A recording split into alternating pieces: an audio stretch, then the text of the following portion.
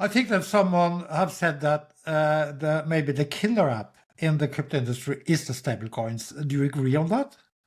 I agree, and I also appreciate the irony that the killer app for crypto is fiat currencies, right? In Kaupr, we are doing a research, a journey into the Nordics and into the different players and within the crypto industry and the industry of digital assets. And today we can welcome Simon Ousager from Januar, and maybe you could just say your name to me so it is framed the correct way. So in Danish it would be Simon Ousager, but I don't expect a lot of people will be able to pronounce the last part. So just Simon Ousager is fine. Okay, Simon, that's really good. And you represent the company Januar. And please tell me what is your background and what is the founder's background and what led up to this establishment of Januar. Yeah. So the quick version is that I joined a company called Chainalysis in 2016, where I worked as a trainer and educator. So I spent a lot of time with the companies or stakeholders in the cryptocurrency industry. So that was obviously the cryptocurrency exchanges and brokers, but I also spent a lot of time with law enforcement investigating crypto crime.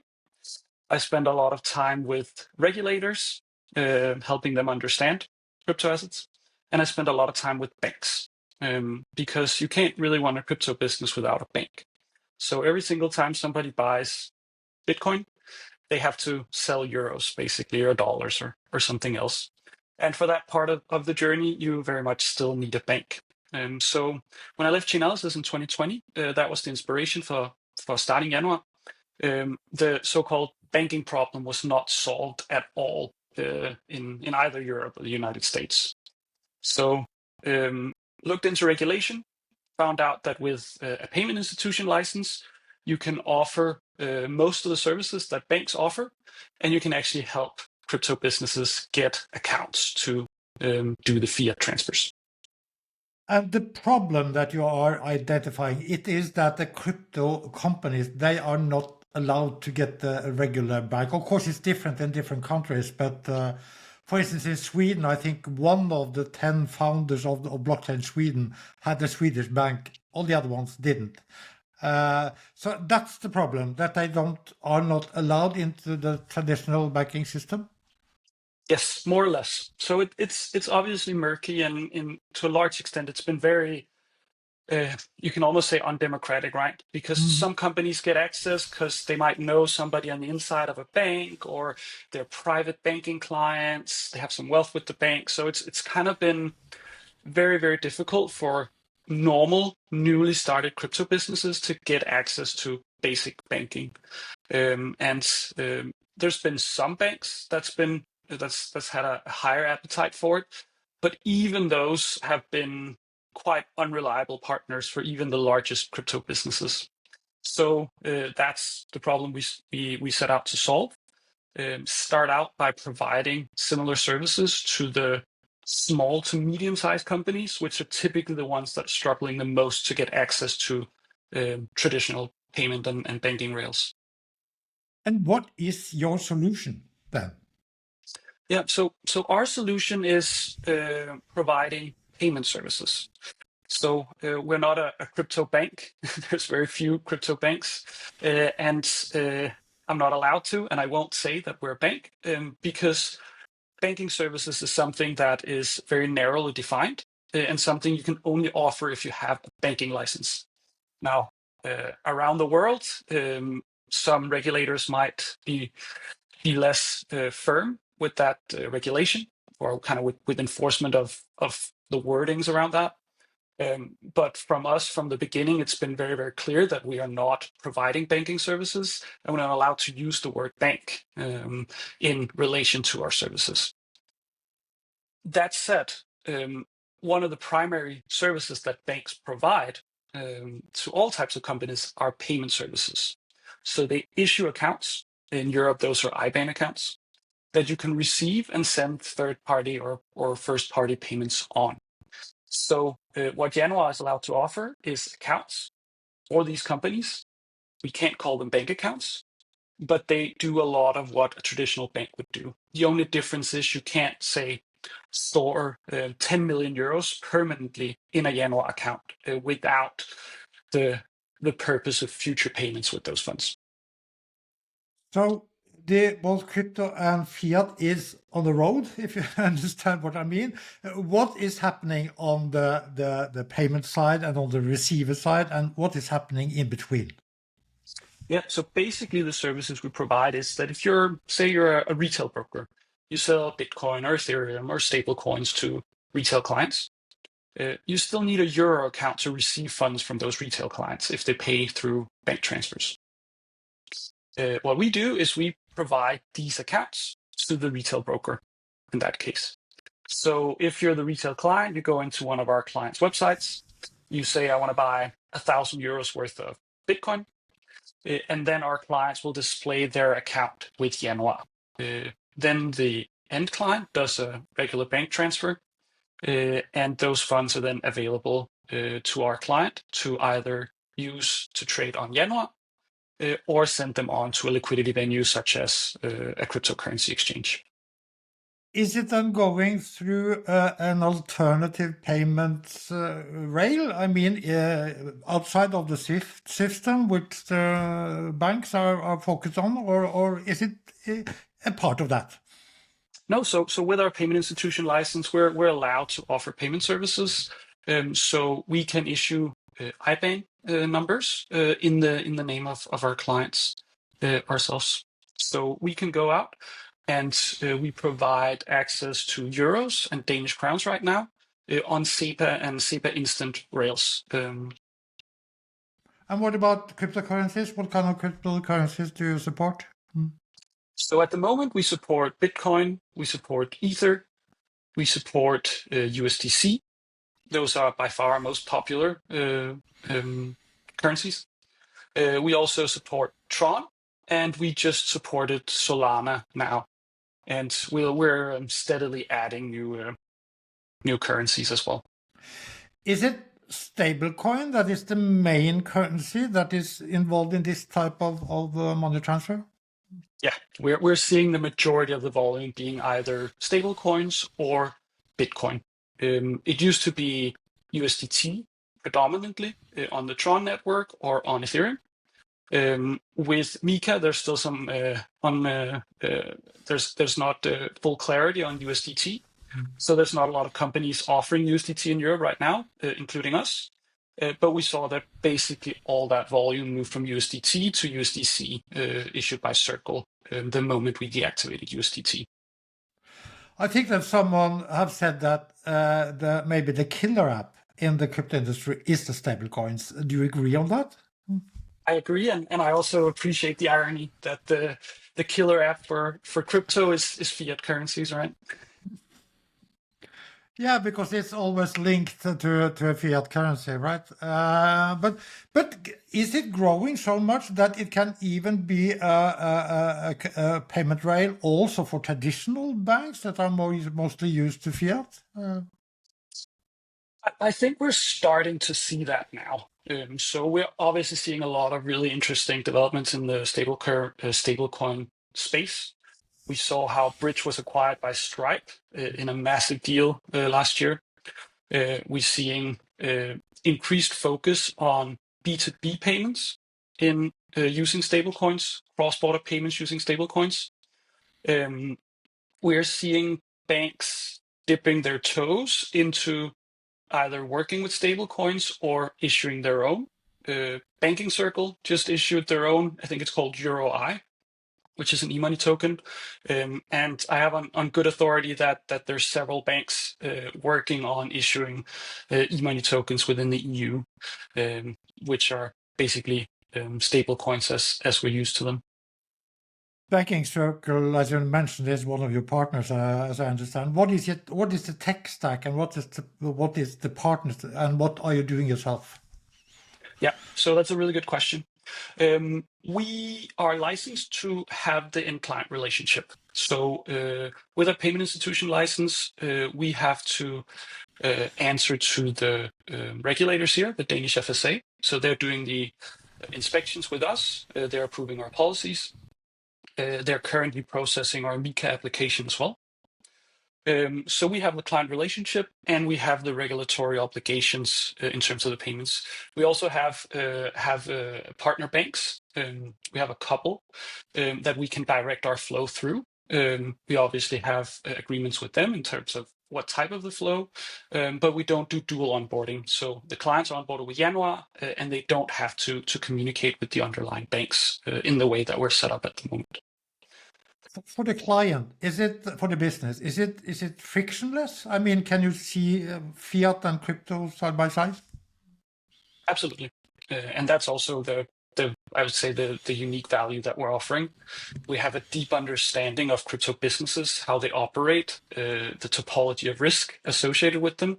So we're not just a payment institution that does all kinds of high risk types of clients. Like we're focused on digital asset companies or companies using digital assets. We are licensed with that specific purpose as well. It's written into our license that we are to focus that specific group of clients, right? So where you see a lot of banks or other payment institutions could historically de-risk by offboarding their crypto clients, we can't really do that, which also means that our crypto clients are much safer with us and they have a much stronger relationship being with Januar compared to say a generic payment institution. But what do you think about the trends and the future? Because in the US, even the Fed has said that you should take up that a regular bank should have a crypto business as a client. There's nothing against it. Will that happen? Do you think that also the regular banks will go into this market? Absolutely. I think the regular banks will go in three different ways. First way is that they will themselves take on crypto clients as customers, crypto businesses as customers, and allow them to do transactions there and get bank accounts. That hasn't happened to a large scale, but that will happen one day, of course. The second part is that the second thing they can do is they can allow their clients to trade crypto assets within their bank, which you can do in a kind of low risk way by not allowing the clients to withdraw that cryptocurrency. So that could just be banks offering crypto ETFs or physical crypto, but without allowing them to do transactions. So they don't have to monitor crypto withdrawals, transactions on chain, stuff like that. And then the final part is when they allow their clients to have wallets that they can actually withdraw. So withdraw Bitcoins, withdraw stablecoins directly. Now, I believe that all banks will do all of that at some point, but I also believe that it's going to take a long, long time. And that kind of delta is where we have the opportunity to build Januar out as a business.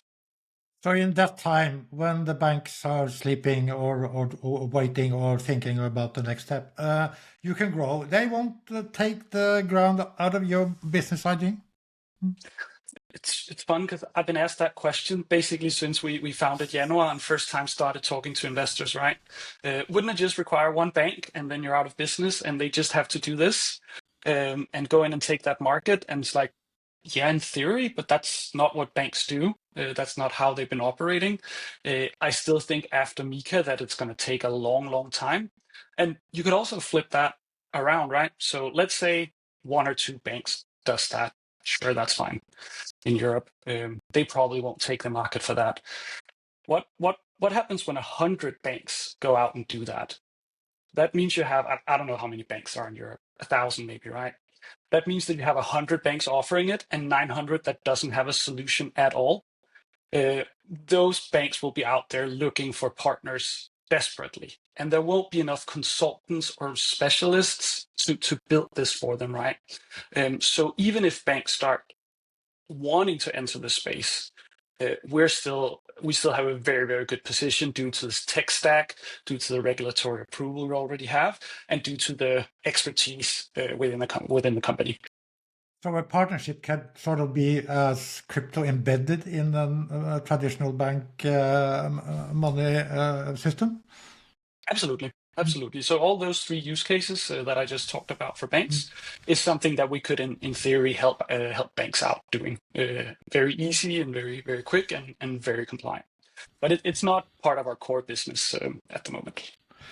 You also talked about MiCA that you have applied for together with 27 or 28 other Danish companies. And why do you need the MiCA? You now have an e-money license, but what is it in the MiCA regulation that makes it necessary for you guys to have a MiCA license?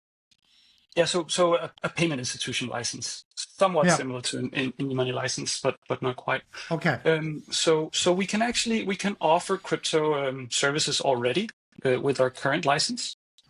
So there's nothing that we're not allowed to do right now without MiCA, besides from broad marketing, just like everyone else. So that will change with MiCA.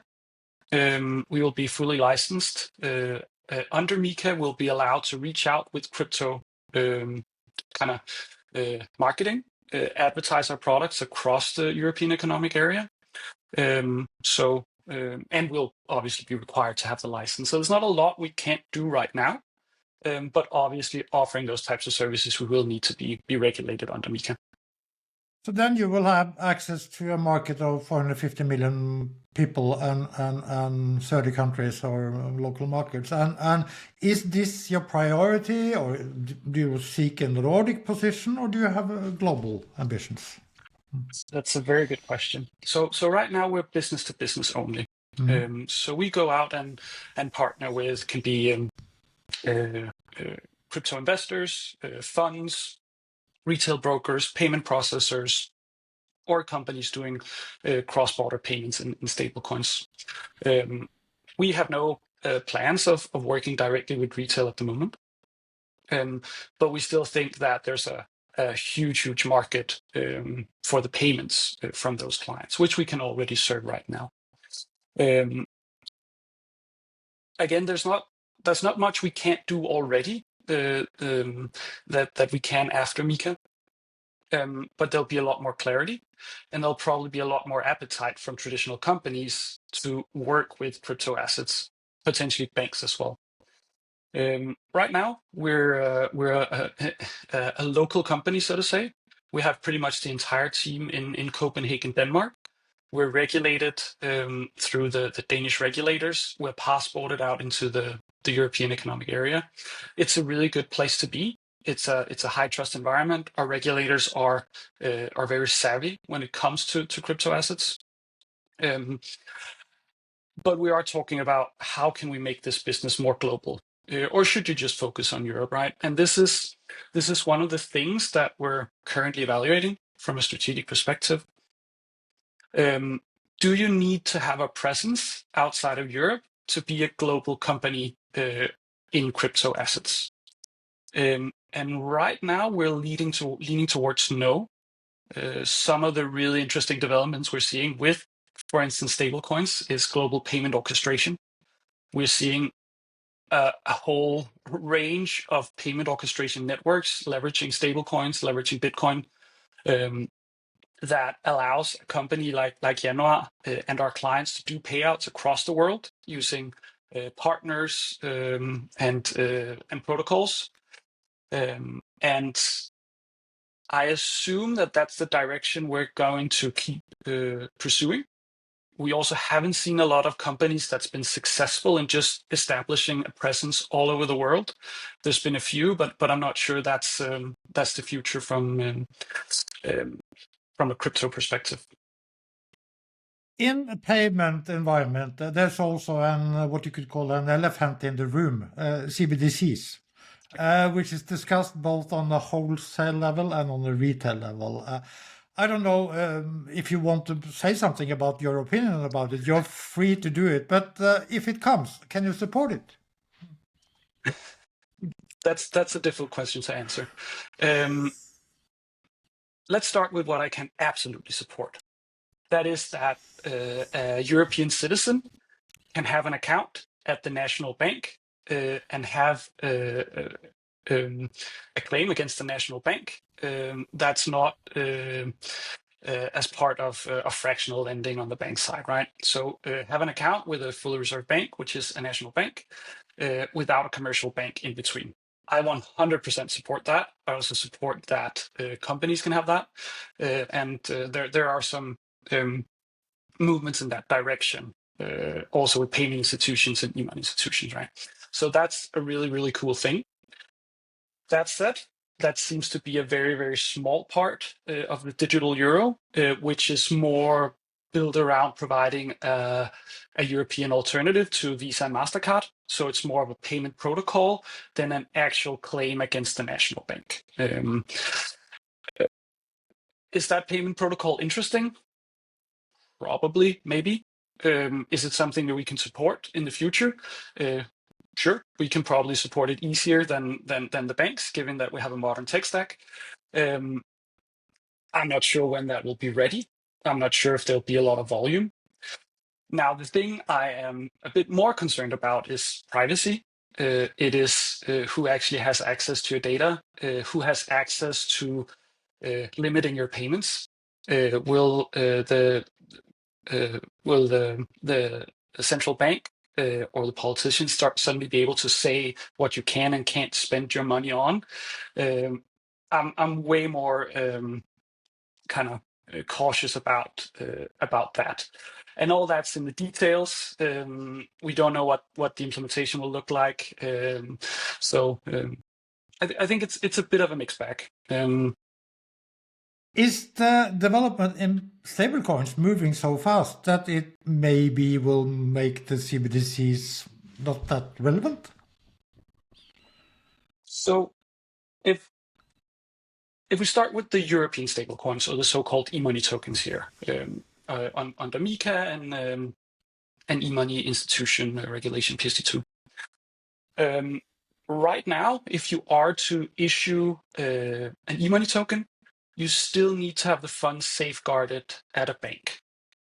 So as an e-money issuer, you can't just take euros, put them in your account, and then issue e-money tokens, right? So these stablecoins still have to be, the euro still has to be with a bank. Then it can be invested in some yield-generating assets, but banks are still very, very central to that. Maybe that could be a central bank at some point. That makes it more interesting. But I don't think everything will just move over to stablecoin rails. That said, I do think that e-money tokens are very, very interesting. I got a little bit surprised of the fact that you're actually able to take euros, put them on public blockchains, and I don't want to say do whatever you want there, but create arbitrary flows, conditional payments, stuff like that. And that it's been so there's been so few restrictions on the regulation of that. I think it's amazing. I think it's the right decision. And I also think you can start building out some really, really interesting payment solutions that just haven't been possible on existing rails. Talking about micropayments, and not just like a euro or half a euro, but like 1 euro cent, or streaming payments where you just pay for something per minute.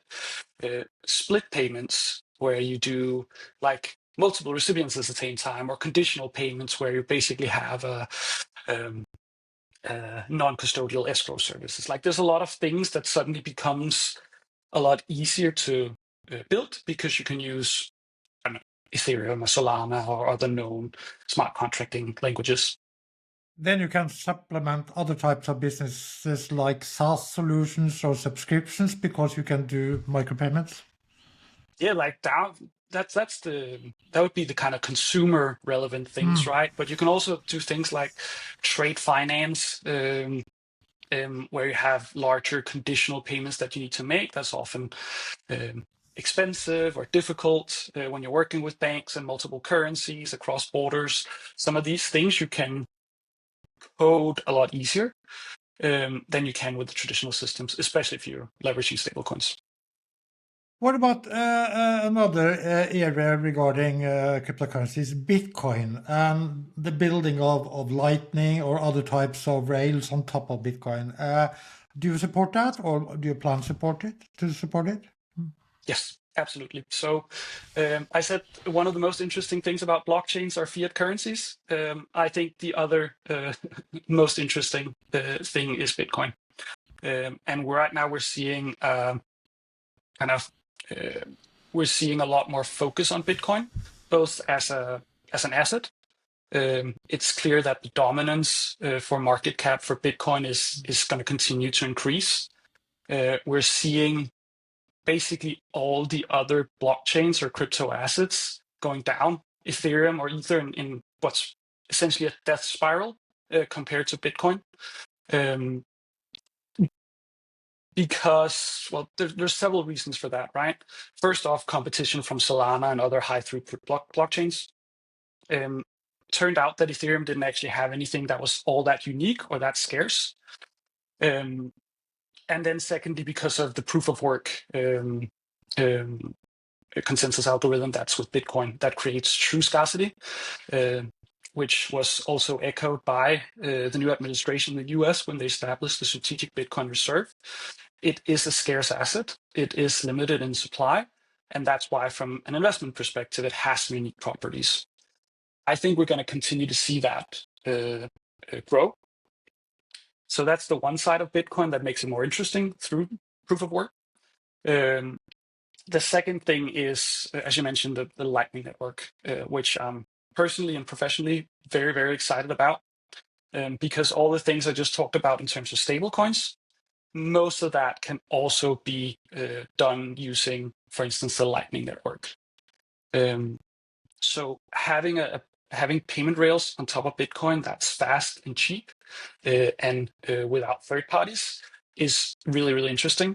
If you take a look at Lightspark, they're probably one of the most interesting companies at the moment. And they also have one of these global payment orchestration networks that we just talked about with stablecoins, right? Obviously, if you're paying in Bitcoin, you're exposed to the volatility of Bitcoin.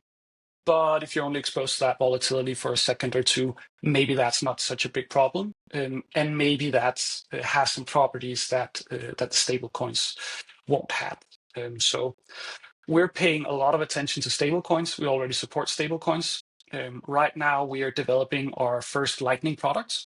We hope to have that out within maybe 2 months. So our clients can actually on and off ramp directly using the Lightning Network. So that's been a priority for a very long time, and now we actually had the opportunity to start building a real Lightning integration, which I'm super excited about. Will it then be with Lightspark, or do you have another intermediate solution? So the first one won't be with Lightspark, but we obviously had conversations with Lightspark, and I think they're building something that's very interesting. So the first solution is just our own solution. Get a Lightning wallet basically with Januar. We have some partners that we're working with, but it is at the end of the day a wallet and trading solution for Bitcoin on Lightning. You mentioned earlier in the conversation the topic of crypto bank, and there are some Nordic crypto exchanges that are saying they have a goal to be a crypto bank. There have also been some research and reports. I think Januar was on that one of these reports last year, at least. But there were only 5 or 6 or 7 in the Nordics, maybe more in the Baltics. And I understand it's not the legal definition, but what would you say is a crypto bank if you differentiate with a traditional bank and maybe also differentiate with a crypto exchange which has no ambitions to be offering lending or borrowing or whatever? Yeah. So the devil's in the detail. As a bank, there's a lot of things you can do. Two of the things that are highly relevant, that, for instance, we as a payment institution can't do is you're allowed to issue bank accounts where you can have permanent deposits. But you can also do lending. Those are, I don't want to say basically the only things you can do as a bank that you can't do as a payment institution, but I would say those are the two most interesting things to do. It is also two of the most difficult things to do. there hasn't been a lot of successful examples of companies in the crypto space also becoming a bank. Quite the contrary. There's been a lot of failed attempts at purchasing banks. There's been a lot of failed attempts at merging with banks. There might have been one or more examples where you've been acquired by a bank, but this is not just isolated to crypto, but to fintechs in general, right? And I think not just in Januar, but probably in most fintechs across Europe, you have, if not weekly, then at least monthly discussions about whether you want to be a bank or not. And we've had that as well in Januar. And each time we just we don't see the pathway to becoming a bank. We don't see it as being profitable on any kind of reasonable timeline. And there's just so much risk in doing it, and so many kind of unknowns that it's a massive undertaking. Not that we're not willing to do that, but there's not even a guarantee that you'll be able to profit off it in the end, right? So you see a lot of large fintechs that doesn't even do crypto, that's been the same dilemma, and also decided not to become a bank. So I know you had some very capable people and companies on your show, and I'm sure that I'm sure they're aware of the difficulties of becoming a legitimate bank as well. Well, what is interesting is that I can see that the different players in the Nordics, they are carving out different types of positioning, and so maybe they even can cooperate in some ways. But what will then be your vision, your positioning? Where are you going? Yeah, that's a good question. So that's one of the things I'm spending a lot of time on at the moment, and figuring out what our future strategy will look like. We're almost there, which is also why we'll be going out and raising our seed round later this, or not seed, a Series A round later this year. Okay. But we still have some unanswered questions in terms of kind of the final direction. But I can say some of the things that we'll do, regardless of whether we raise a Series A this year or not, which is Lightning is interesting. I'm super excited that we'll be able to offer our clients a Lightning product and Lightning integration very, very soon. It's something that I wanted to build for the last 4 years. Maybe we'll also be working with Lightspark. Maybe there'll be other ways of using the Lightning network, but that's something that we're definitely prioritizing. Second thing is stablecoins. We already talked about that, but it's our plan to support more stablecoins, support more of the e-money tokens that are right now being licensed and issued in European Union. I think there's a huge opportunity there.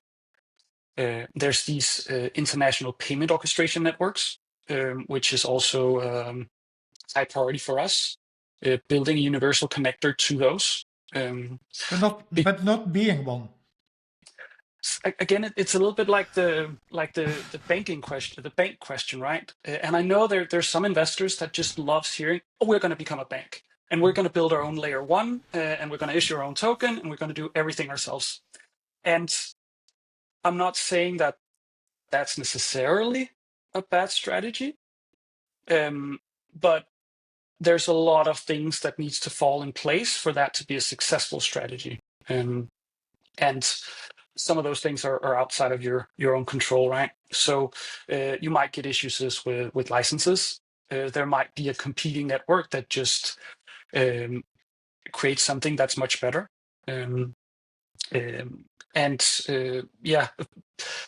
I think a strategy where you actually go out and partner with those networks that do gain traction is much, much stronger.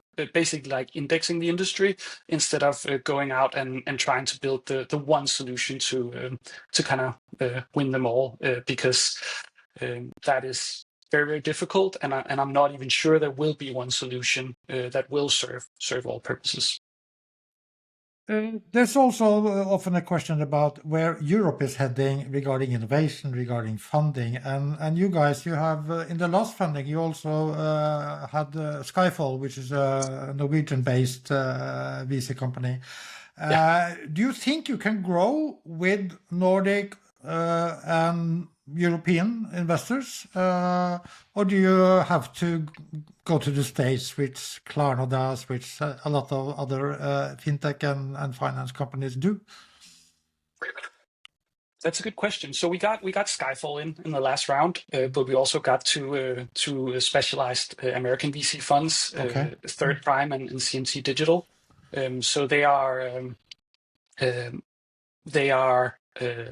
crypto industry specific. It's been really cool to have both a European fund like Skyfall. I think they've also seen kind of what the crypto market can do and what you can do in Europe through their previous investment in Theory. Yeah. So I think in that regard, they had a bit more crypto appetite than the other European VCs at that point in time, which I think has turned out great for them. But in general, it's a different approach and a different attitude you see from the American VCs. And maybe European crypto companies will start not crypto companies, VCs will be more interested in crypto businesses now. But when we released our last round, it wasn't at the peak of the market. And then you really, it was primarily the Americans that was still kind of had a strong thesis on crypto, wanted to pursue that, saw the value in building kind of deep infrastructure, regulated infrastructure. And there wasn't a lot of appetite for that in the EU. That said, we would love to get not necessarily even crypto VCs from Europe in, but some of the VCs that have deep experience with payments and fintech and regulation in the EU, that could still be a very good match. But we're obviously talking to VCs from both the US, Europe, and elsewhere for the upcoming rounds. Can MiCA change this appetite in Europe, or is because there are some hurdles there that people are saying that it is costly and also that it maybe hinders or creating barriers towards innovation. What is your sense on that? Yeah, so MiCA wasn't there during the last bull run about 4 years ago when we originally started, right? So I don't think it was really a question about regulation for the European VCs. I think it was more a question about strong convictions. They saw the crypto market go up. You needed positions in European crypto companies. There was a lot of volume. There was a lot of optimism in the market. But then when the market went down, probably their thesis wasn't that strong. There was other interesting things. I think that's coming back now, but I don't think it's about regulation. I think it's just about companies performing well. Our volumes up a lot. Other crypto companies' volumes are up a lot. You're starting to see that these infrastructure companies can actually become really valuable. And I think that's why the interest in Europe is gaining traction, getting crypto companies, not because of regulation. Although for some, that might be a bit of a better story.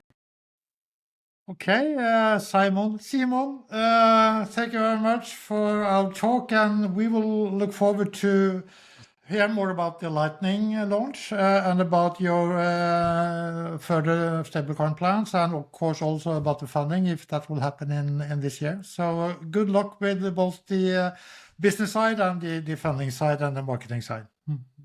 Thanks a lot, Morten. It's been a pleasure.